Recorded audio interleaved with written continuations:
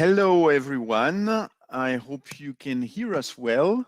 This is a great pleasure to welcome you all for this webinar. Today we have a great topic. Today we will be talking about frequency, and we will try to answer this tricky question. Is there an optimal frequency to speak to your consumers? And for that, we have two fantastic experts with us. Hello, Loïc. Hi, Thibaut. Hi, everybody. And hello, Lucy May. Hi, everyone. So, as you know, when we talk about frequency of contact, there is always this notion, as always in marketing, of value exchange. And the concept of customer value that we have been discussing for a while, a couple of weeks ago, is absolutely critical. It is not something that is static. It is not something that can't be moved or worked on. It can actually be impacted. And that's great news, obviously. And we've been talking over the marketing reboots about the different variables that had an impact on customer value. Obviously, the content of the messages, the timing of the messages, and of course, the activation channels and the frequency of contact. So that's why we decided today to focus on this specific concept, critical one, of the optimal frequency. Is there such a thing of a frequency of contact? That's a deep dive that we will have in the coming 30 minutes, as we always have in those marketing reboots. We will be talking about different marketing researchers, about poker as well, about many different things you'll see, but hopefully you'll get a better vision of what can actually be done as far as finding the optimal frequency. Thank you, Thibaut. So first, why is frequency of contact important? First, from a budget perspective, it's a very important topic for all advertisers, as frequency is closely linked to the cost of a media campaign. If you want to double the number of impressions, you will have to double your budget. And by the way, this is not because you double your budget that you will double your revenue or the impact of your campaign. Then, from a consumer perspective, frequency can be a point of disagreement or exasperation.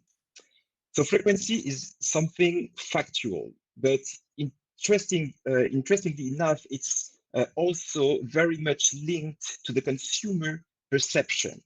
What's perceived and felt by consumers is what we call pressure, and the factual is the frequency.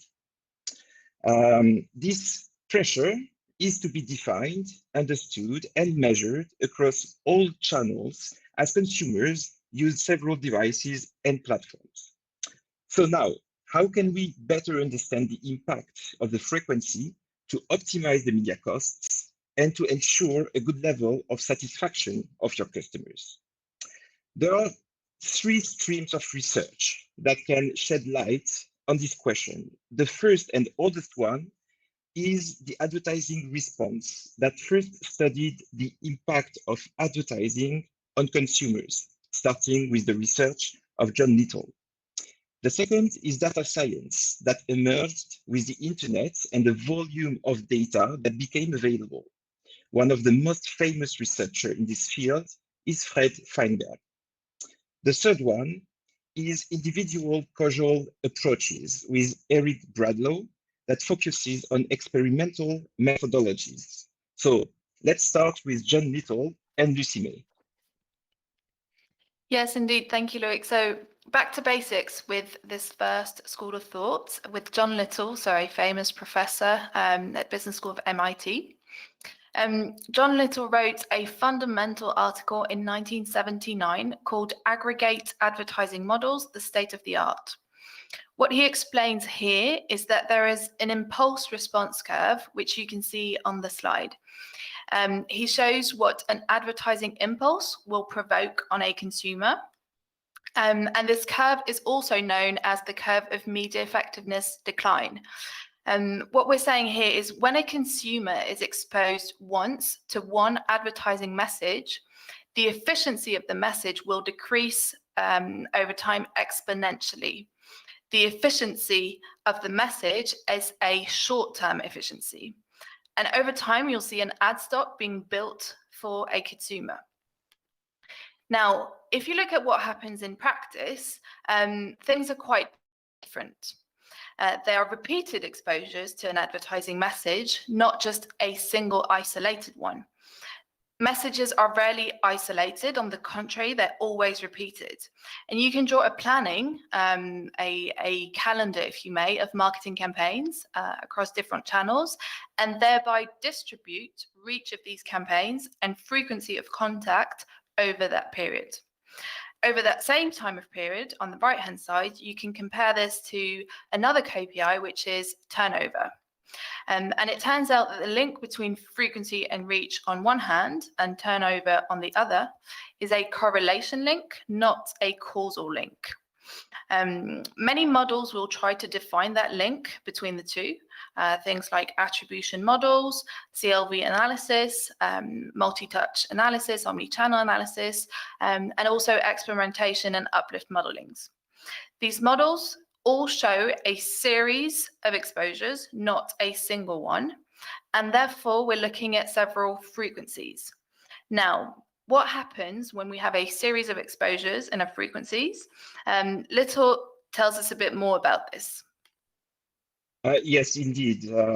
In practice, exposures are repeated and never isolated by themselves. So what do we learn? The most impactful, the most important, the most efficient impression is always the first one. Then the marginal efficiency of the exposures decreases with this repetition. Also, the effect of repetition increases the performance of a campaign. It creates an advertising stock effect on the consumer, or an ad stock. And that's up to a certain point in which the incremental value becomes so low that the frequency no longer brings anything. It is therefore necessary to approach this question of frequency from a longitudinal perspective to take into account the remanence or the persistent effect of each exposure. This is the carryover effect. So as you can imagine, there's been a lot of studies conducted to measure the incremental benefit and to identify when it was useless to buy one more ad for the same audience. This is what we called the reach frequency models. And these models have been developed during 2 decades from 1980 to 2000. The reach defines the volume of people you want to target in your campaign, and the frequency defines the intensity of your campaign. So what are the main insights and learnings from these studies? First, the wear-in and wear-out effects. The wear-in effect is the positive effect generated by an additional ad until a threshold at which the consumer response is optimal. And the wear-out effect, on the contrary, is the negative impact of an additional ad after the optimal threshold, which impacts the consumer in a negative way and destroys value. Secondly, new indicators and KPIs were created. The concept of useful audience and frequency, modeling the ideal frequency and size of the audience to be exposed at this level. We talked about EFP, OFP for optimal frequency planning. Then the GRP, an acronym for Gross Rating Point, created by a Frenchman, Gilbert Gross, who is an entrepreneur who founded the media agency Carat, and who is also the first French world champion poker player. So the GRP corresponds to the average number of advertising contacts obtained per 100 individuals in the target audience. So this is basically the coverage in percentage multiplied by the average repetition. But then, Thibaut, what happened to the reach frequency models after the rise of digital? Yes, thank you. That's a key question because we have heard so much about reach and frequency, about GRP, but now what happens in digital? And in digital, there has been a lot of studies and research pretty much 10 years ago, trying to understand how the KPIs used to measure online were different or similar to the KPIs used to measure offline. And interestingly enough, those KPIs are very different. As Loic, you perfectly explained, for offline, first, I mean, reach and frequency are always in the top 5 decision criteria. But if you look at online, reach and frequency are definitely in the flop 5 decision criteria. And the top KPIs that people use for online are CTR, click-through rate, CPAs. And so we see a major difference between what is being used in online and offline. So this is quite surprising because, as we all know, digital offered an unprecedented measurement capabilities. And we have actually gone from the optimal frequency, which was a key concept for offline, to some kind of the lowest cost of exposure that is being used in online. So something had to be fixed around this. And if we take a big leap forward, we can look at a great research about this topic that has been done by Fred Feinberg. We mentioned him earlier. Famous researcher working on those topics. He worked for this piece of research with In-Young Che, and they, together with the strong support by Numberly, actually, they've been working on exploring exactly what you said, Loic. So the effects of wear out and weariness. And so what they did was to follow 12,000 people over 3 months. So obviously not themselves, huh? They used AI for that, by checking all their exposure history, all their actual behavior, and their clickstream data. And so this was a major publication. And we're going to have a look at some of their results, not everything, of course, but some. And the main thing they point out is the heterogeneity of responses. And so they identify very different response curves. Some people react in some ways to frequency, some others react very differently. And so this idea of clusterizing um, people according to their profile of reaction to exposure, media exposure, obviously, is very interesting. As we know, and I think we've been telling this in all our marketing reboots, not all consumers obviously are created equal, right? But this is also true for response curve. And so if we just look at segment 2 in their study here, we see that this segment is very interesting because it shows that they have a decreasing recall rate, right? So advertising for those people peaks very early and then it seems to be forgotten more quickly. So we would all think that the right thing to do on those people is actually to have a stronger repetition, because you maybe want to be top of mind on those people. And so you think that if they forget you as a brand earlier, then you want to make sure that you repeat more often. And in fact, this is exactly something that shouldn't be done, because what we notice for this specific segment on the right-hand side, for this segment 2, is that actually increased frequency on those people actually kills more value than it creates, right? So you have this flattening curve, which is way more striking on this group than on other group. So this is a very interesting finding, actually, that again highlights the notion of heterogeneity, and we should try to adapt to each segment and probably not repeat too much on this segment which has no recall or almost no recall. So in other words, and we see that on this slide very clearly, capping strategies have a huge potential. This idea of capping is the notion of having a maximum contact frequency. So you don't want to have too many exposures on all people, right? You want to limit yourself, and you set a capping. And this strategy is very actually efficient. And in their article, Feinberg and In-Young Che prove that there's a potential 34% uplift in potential performance by limiting frequency in this specific segment. So again, this is critical to try to optimize the frequency and the capping on a segment by segment basis.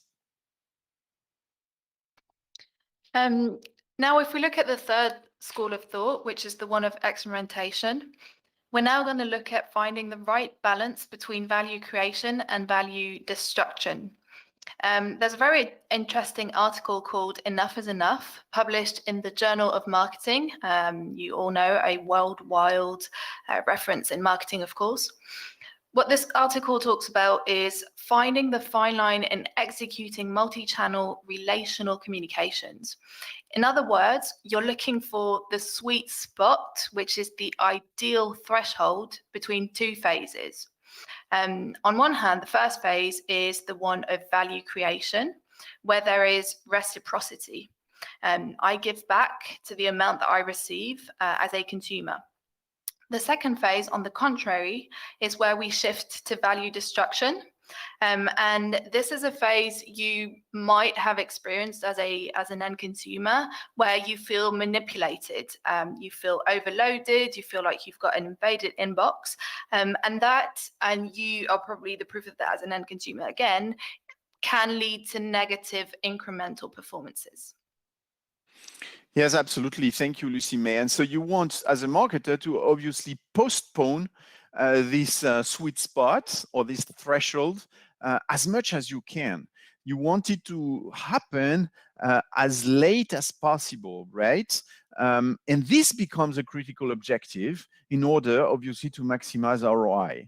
So for this, we identified, and research identifies 4 different strategies. The first one, critical one, is to move into omni-channel, because obviously research proves that for the same number of contacts, the more channel, the higher the impact, the later the threshold.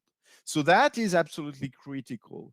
And so let's try to diversify the channels, which is number 1 lesson. Number 2 is to work on identifying and then activating the preferred channel, the channel of preference of each single consumer. We all have preferred channels, right? Maybe Lucy May, you prefer email, and Loic, you are a fan of WhatsApp, but we're all different. So obviously, if you want to be customer focused, if you want to postpone this threshold, you as a marketer, you need to leverage this. You need first to qualify the channel of preference, and second, you need to activate those people on their preferred channel.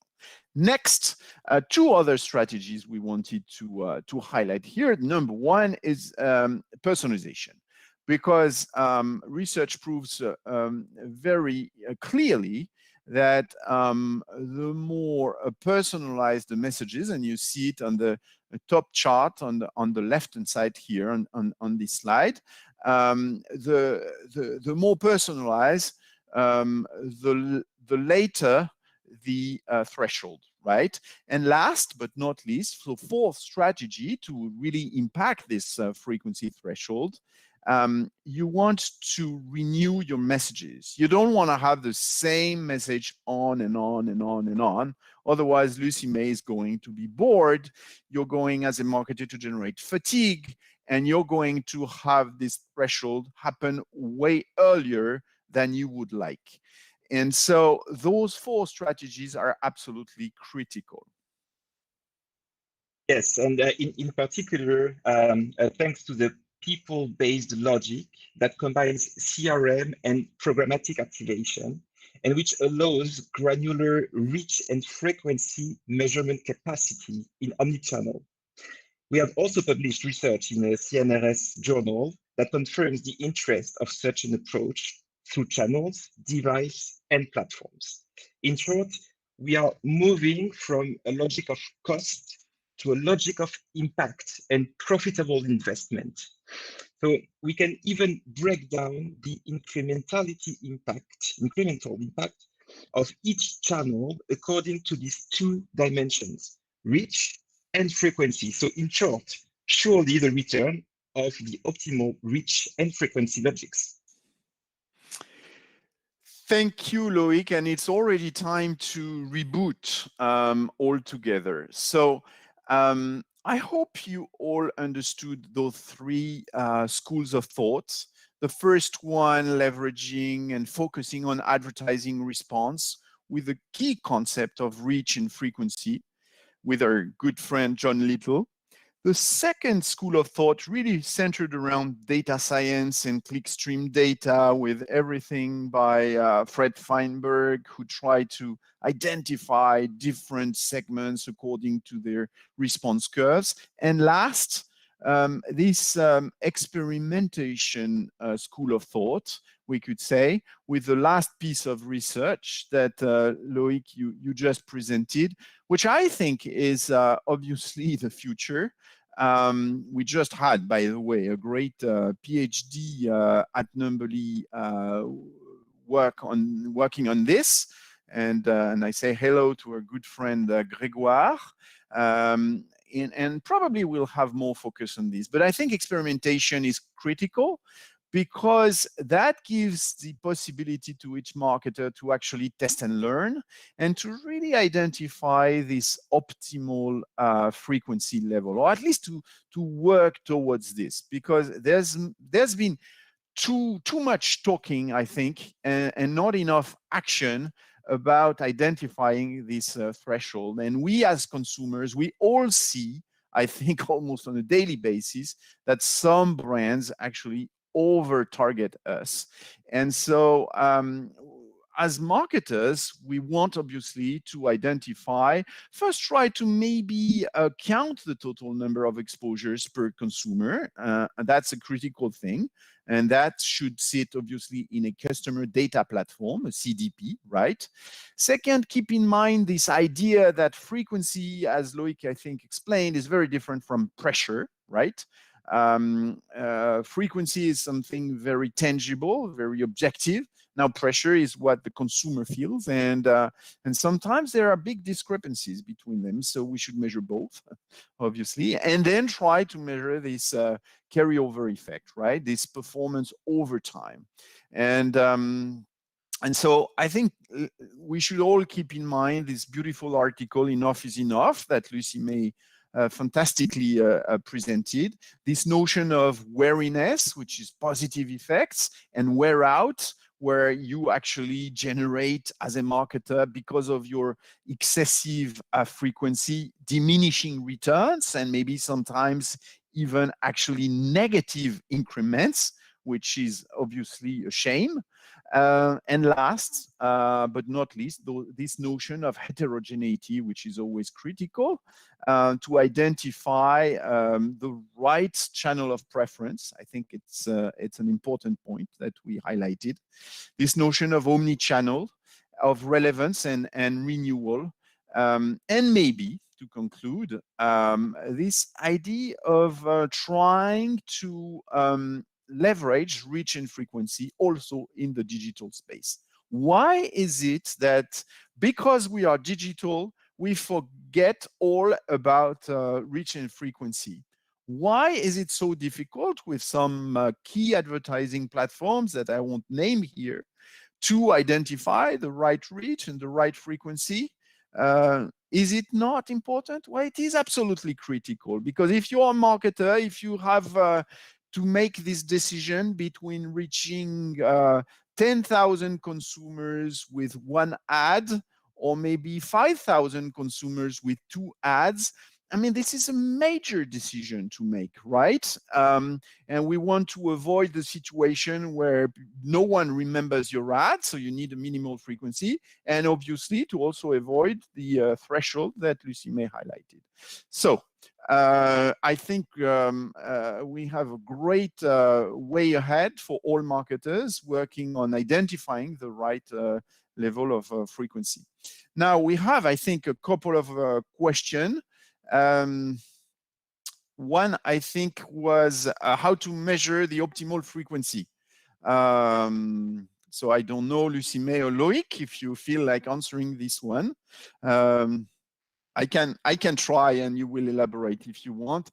I think that it is critical to try to do it. One good way is to do A/B testing. We've been doing that with multiple clients at Numberly. And basically, the idea is to leverage your first-party data, to split it into multiple groups, and to have different levels of pressure over time. Not just 1 week, but maybe 1 month or more. We did, I think, a 6-month study with a major e-commerce player on the French market. And that was really interesting. We could tell that in the short run, the smaller the number of emails sent, for instance, if you look at email pressure, obviously the lower the turnover. Now, if you look at the medium term, you realize that there's a threshold above which people start unsubscribing. And so if they unsubscribe from your emails, obviously you kill your turnover for the medium term.